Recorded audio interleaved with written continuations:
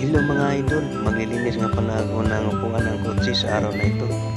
Panoorin nyo mga idol hanggang sa dulo para makita nyo at malaman nyo kung paano ko baklasin at kung paano ko linisan ang mga upuan na ito. Ito nga pala ang kotse na ito mga idol ay Toyota Vios. At madali lang naman linisan ito mga idol.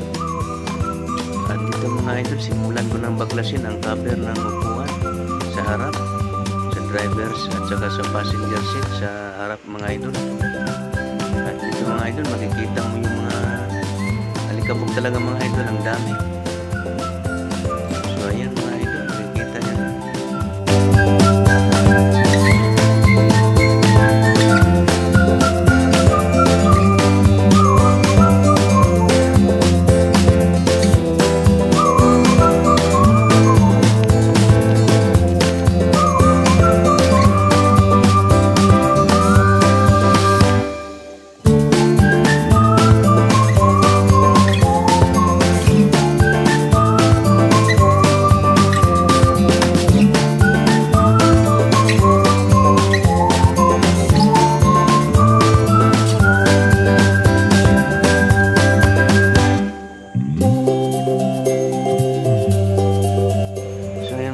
Banaag yung alikabok mga idol, yung tinuturo ko mga idol. Alikabok yan mga idol, parang pulbos. Yun yung nakadikit ngayon sa upuan ko. May mga parang amag-amag na. Bagong sasakyan ito mga idol, pero tingnan nyo naman, parang ngayon lang nabuksan ito. At isinunod ko ang kabila. Tanggalin ang mga seat cover. Ganun din ang proseso sa pagtanggal mga idol. Kita nyo mga idol, hindi na makita sa camera pero ayan mga idol, daming alikabok yan mga idol.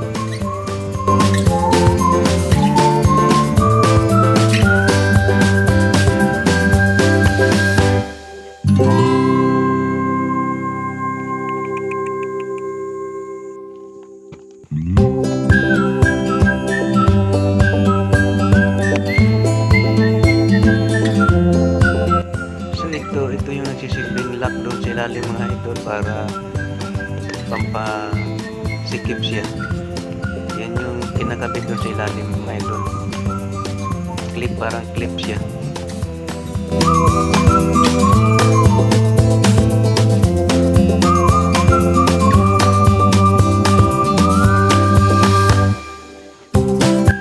Dito mga idol, talagang nabaklas na. Ayan. Ganun din mga idol sa kabila. Puro alikabok mga idol, ang dami parang pulbos. Nakadikit dun sa surface ng upuan mga idol.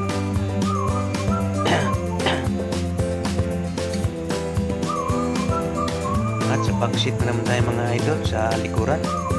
Ayan, kita nyo mga idol, parang pulbos mga idol. Alikabok yan mga idol. Lumalabas na pati sa labas, pati sa surface ng seat cover. Lalo na siguro mamaya pagka nabaklas na natin yan.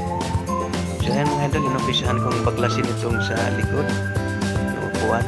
Mayroon kasing lock yan mga idol eh. Kailangan mo siyang idiin, ipipress, saka bunutin. Ganun lang naman siya mga idol ng pagtanggal sa upuan ng Vios.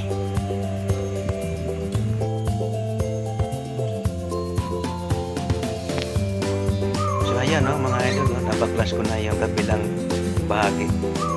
So doon naman tayo sa kabila. Ayan.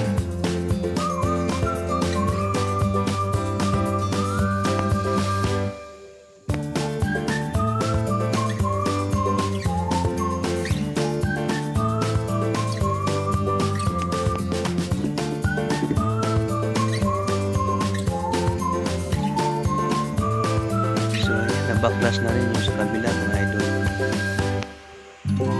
So tingnan nyo mga idol, tatanggalin natin yung cover na yan mga idol. Dito nga pala mga idol, kailangan ko siyang bunutin mga idol. Kailangan gumamit tayo ng kaunting puwersa para mabunot siya kasi talagang masikip ang pagkatusok niya eh. Mayroon kasing tusok yan mga idol. Ayan.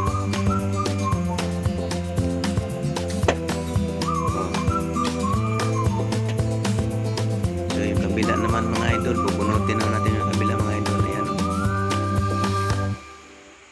Pwersa lang konti. Konting pag-iingat din.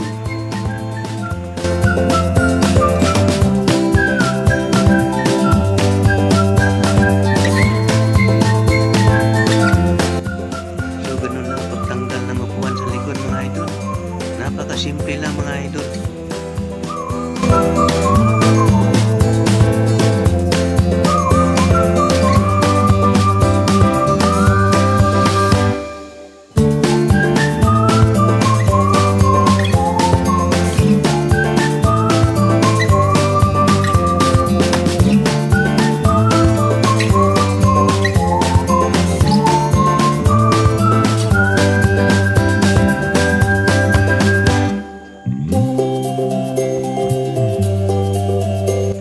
At dito mga idol, isunod natin ang sandalan mga idol. Kailangan lang natin kumuha ng numero 12 na open wrench, back wrench or socket. Basta numero 12 siya mga idol. Kasya talaga siya dito sa tornilyo nito mga idol. 3 piraso itong tornilyo nito mga idol na kailangan nating baklasin.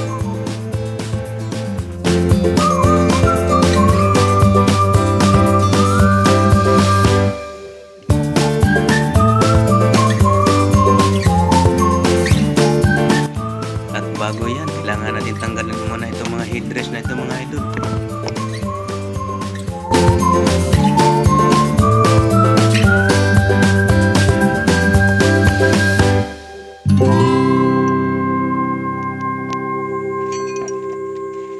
At ito na nga pala yung open wrench na pangtanggal natin doon sa tornilyo mga idol.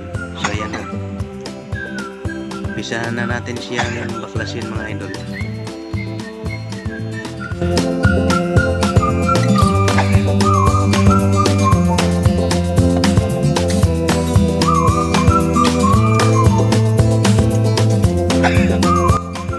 Tingnan niyo mga idol, sa dami ba naman ang alikabok mga idol. Nalala po yung alikabok kaya ako inuubo. Ayan o.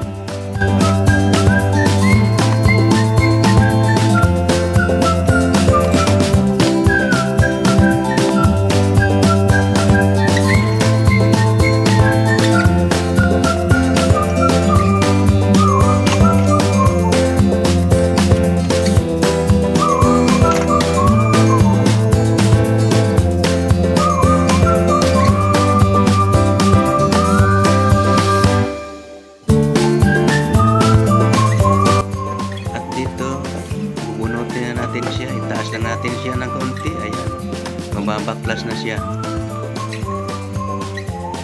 So ganyan lang ang pagtanggal sa sandalan sa likod mga idol.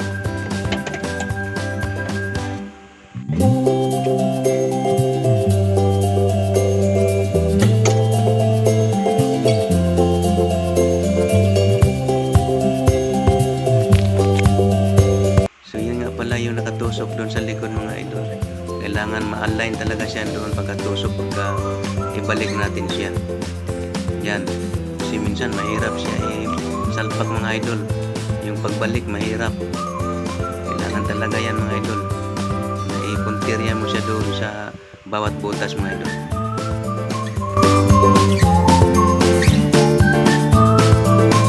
Baklas natin ang daming dumi mga idol, di ba? Nakita nyo yun? Yung mga dumi na yun. Yan ang dami yan mga idol. Maya konti yan, babakyumin natin yan.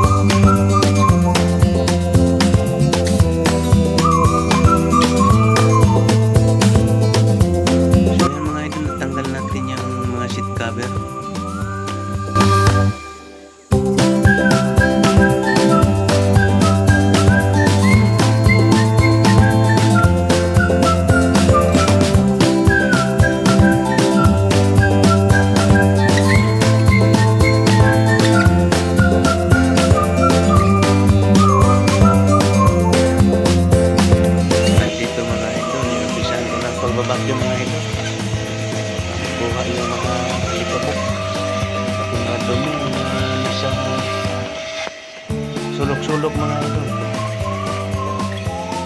Dami dumi. Grabe, kaya pala inuubo ako.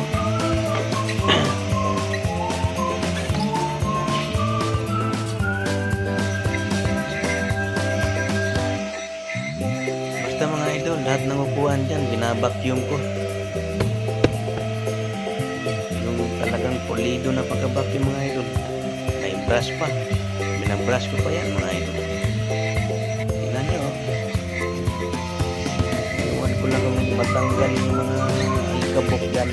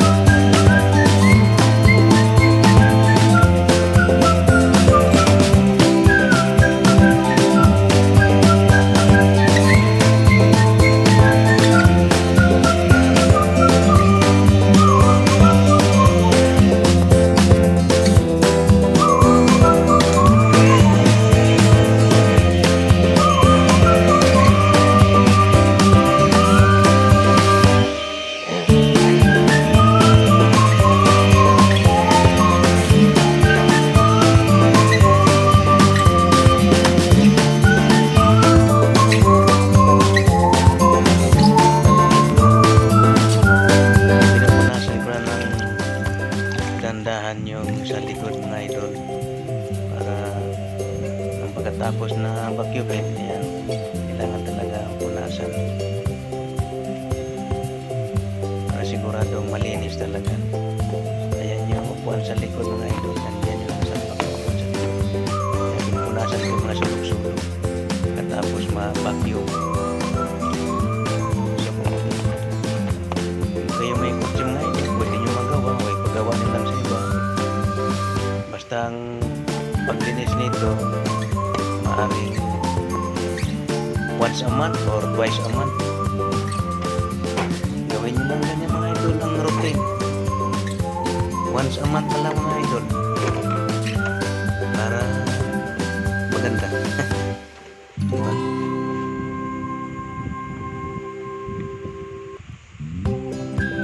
Yun ay ano ko lang naman ano ko lang naman yun, yung parang recommendation. Pero nasa sa inyo naman yan kung araw-araw nyo linisan o linggo-linggo, insina o buwan-buwan. Pero ako isang bisis lang sa isang buwan, minsan dalawa, ganun lang naman. At ang paglaban ng mga seat cover mga idol, ayan o, gaya niyan. Mukhang hindi nalaban ng isang taon yan mga idol, yung seat cover na yan. Pero mo, nung binabad ko sa sabon yan,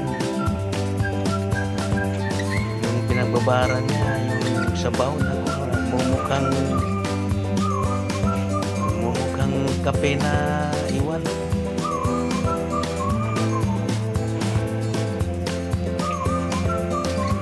At mamaya makikita niya yan mga idol pagkatapos kumababad yan mga idol. O tingnan nyo, bababad ko pa nga lang, litaw na yung dumi. Daming dumi. Subukan yung mga ganyan mga idol, yung seat cover nyo, ibabad nyo muna tapos ayan, ibabad nyo muna sa tubig na may sabon at makikita nyo yung talagang ang dumi pala talaga. Kaya nga yung recommendation ko sa isang buwan, twice. Yung seat cover. Kahit seat cover lang tatanggalin. Twice a month. Okay na yun. So ayan mga idol. At mamaya mga idol kukuskusin ko yan. Ganyan, lalaban ko yan. Kaya yung ginagawa ko.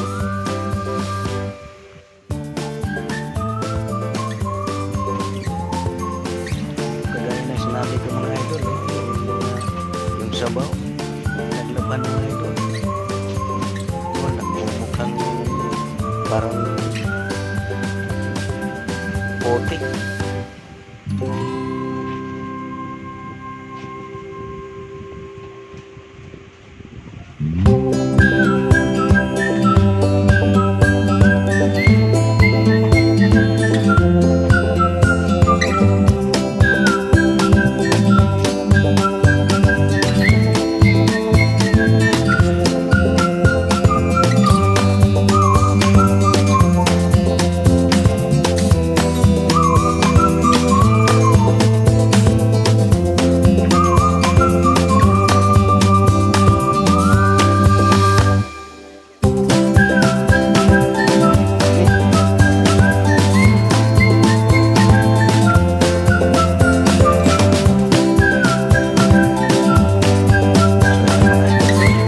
Pinagbabaran niya, pinaglaban.